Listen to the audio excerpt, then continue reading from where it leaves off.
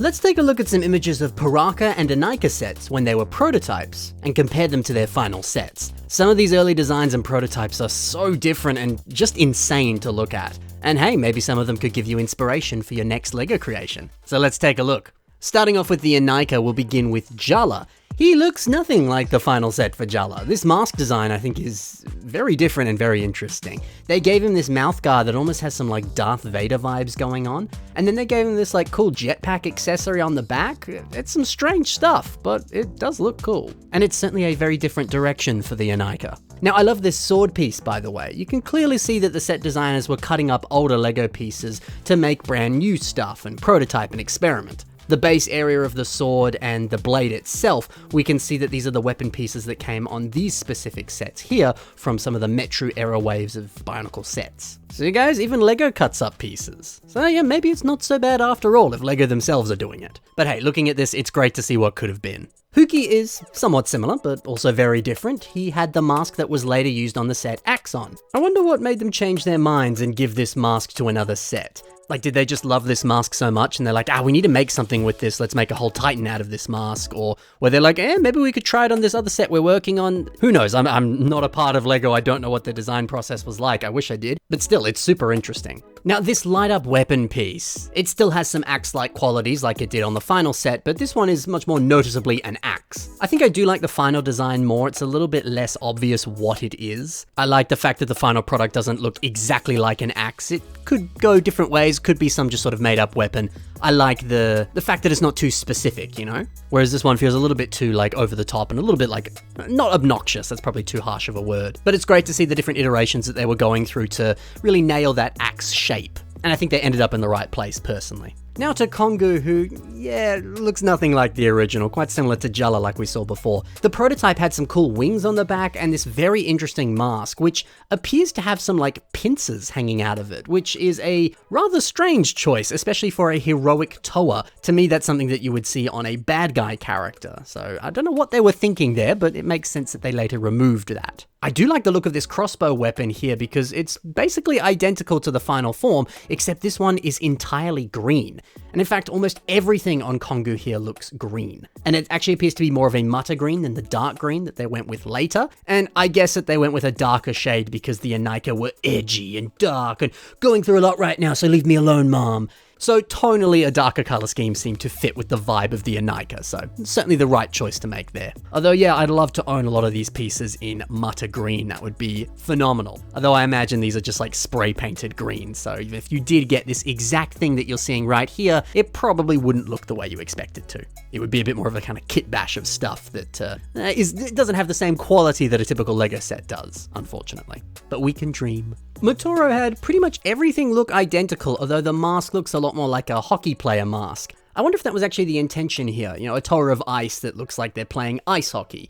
Maybe that was the idea. Could be, could not be. I don't know, but I'm just guessing. Now, one thing that's interesting to note, by the way, all the Toa seem to have very typical mask designs. It looks like a mask that attaches onto a headpiece, very similar to the Toa Metru before them. But then later on, the masks shifted to the Anika design that had that weird lime piece and weird obscure masks that only could fit on that lime piece. And they had a very distinct look to them that a lot of people didn't really vibe with. So I wonder what happened that made them say, yeah, we're not doing this anymore, we want to go with something that's a bit different and new. Because hey, some of these masks actually look pretty cool. I quite like this one here, although I do think I like the final look for Motoro's mask. There's something very heroic about that, which is very fitting for the character. But yeah, it's so cool to see what could have been. Oh, and I'm missing the most important detail. Motoro at one point had a snowboard, or maybe it's a skateboard. Whatever it is, that's sick. We missed out, guys. Motoro could have been peak. He already was pretty cool, but that would have made him an 11 out of 10. Harley had some interesting stuff going on. She had this sweet flipper design, which I think looks rad, but I guess they removed it because Gully Nuva had the same idea, and perhaps they were like, yeah, that's too similar to past sets. We want to do something different. Although, hey, I think this flipper piece does look quite nice. If they had made that into an actual piece,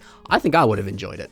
Although it is very heavily detailed. The design of it doesn't look that much like other LEGO pieces. To me, it's giving vibes of some like knockoff Bionicle pieces, which can sometimes lean into like really hyper detailed designs that are just far too busy for my tastes. Although if they had gone with this design, I'm sure they probably would have altered and refined and changed the look of that piece a little bit. It is interesting that the original mask has this silver breathing tube, and then the final mask kind of also has that, except it's dark blue because it's molded into the rest of the mask.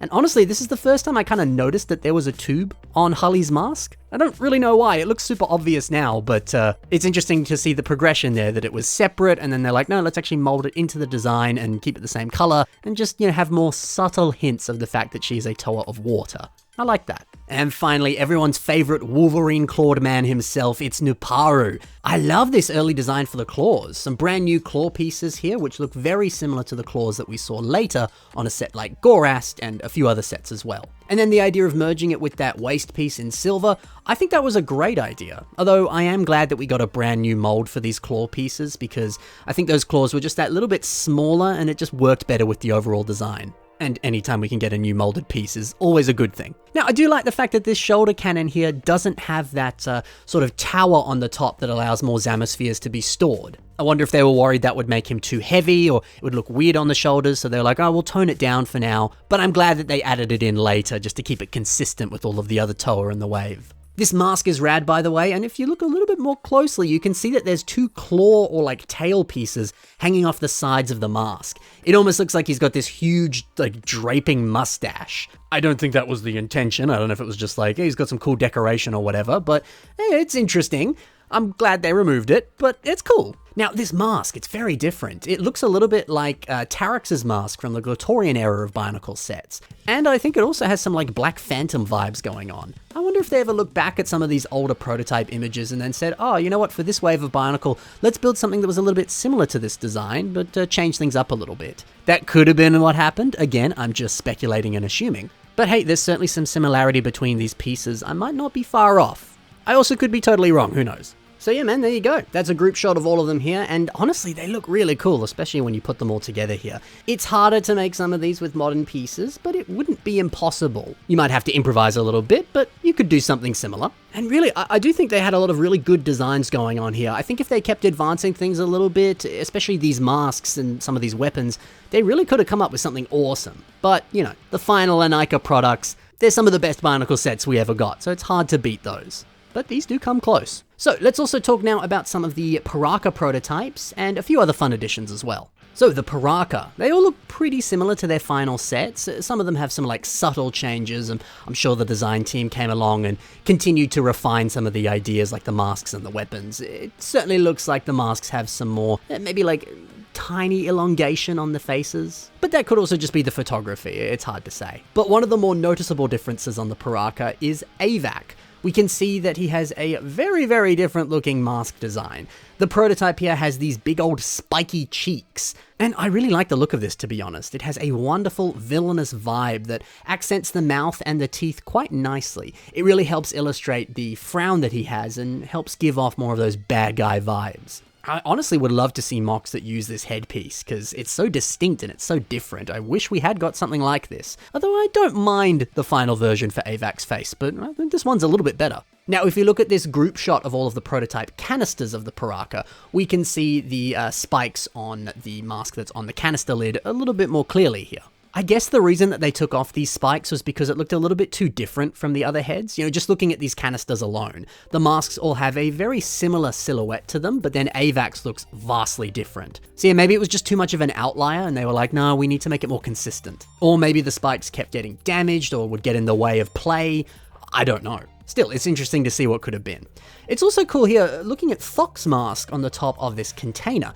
It's silver when his mask was later white. So yeah, I wonder if that was just a prototype and they were going to change it to white later, or if they were at one point contemplating making him silver. It's hard to say. Now, you may also notice something different with Redak's mask here. If we take a closer look at this image here, we can see that at one point he had 3 eyes, which was different to the final form. Although, as we can see on the final form, they did leave an area on the head that was reminiscent of where that 3rd eye used to be, but he certainly didn't have an eye there. I guess the reason that they took this out was because the light up piece with how it worked, how are they going to light up that 3rd eye? Unless they were just hoping that some of the leftover light would just spill into this area and illuminate that eye, but yeah, I doubt that would have worked that well, so I'm sure that's potentially why they scrapped that idea. But he does look really cool with 3 eyes, I like that idea. We can also see here that his weapons were at one point silver. Personally, I think the more consistent gold all throughout his color scheme looks a bit nicer, so I like that they changed that up. Unfortunately, Axon and Brutaka both look almost identical to their final models. I was really hoping for something big and awesome in these early designs,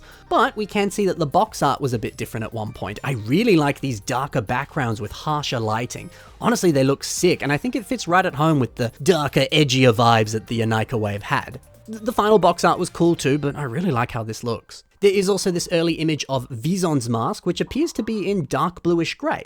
Now, obviously the mask was later seen in silver in the final set, and yeah, it seems like an odd choice to give him a mask in a completely different color to the rest of his body. I wonder if this was maybe just like really early prototyping and they hadn't really bothered to make it silver yet. They were going to worry about that later. They were just trying to figure out like the shape and size and stuff like that. But hey, if this did come out in dark bluish grey, that would have at least been interesting. Although I'm very happy that it was silver instead, that just makes more sense. Now, the final thing, we also have this early mask design, which I just adore. Again, you can see that this is a bit of a kit bash of older pieces that they've cut up and combined. Like, for example, it is Makuta's mask and the weapon from Nokama. But hey, that's a really sick combination of pieces when you cut them up like this and, add those tubes on the side there. It's awesome. See, it's masks like this that make me want to get into 3D printing. I'd love to have a custom 3D printed version of this piece. It looks so cool. Now, this mask was actually an early prototype for Toa Kongu. Not sure it looks anything like Kongu, but it just goes to show that there are many different iterations and changes that all of these characters go through until they reach their final form. So, hey, maybe if you're building a mock right now and it's just not turning out the way you want it to, remember that LEGO themselves, when they were designing Kongu, they went through this, into the final product. And I'm sure there were many other steps along the way and hundreds of other iterations that they went through to get to the final stages of Kongu. So it might take you 3 or more tries to get the model the exact way that it needs to look, but eventually you'll end up with something awesome. You just got to be patient and do some trial and error, all that sort of stuff. So there you go, that's a closer look at some classic Bionicle prototype images. We'll do more of these for sure, so stay tuned for those. And hey, hopefully some of these have given you some inspiration for mocks that you could build based off of these designs, or maybe there's 1 or 2 interesting things that you're like, hey, I could put that in my upcoming mock. Let me do that. Hopefully there's been a bit of inspiration for you here. Thanks so much for watching, guys. Happy building, and bye for now.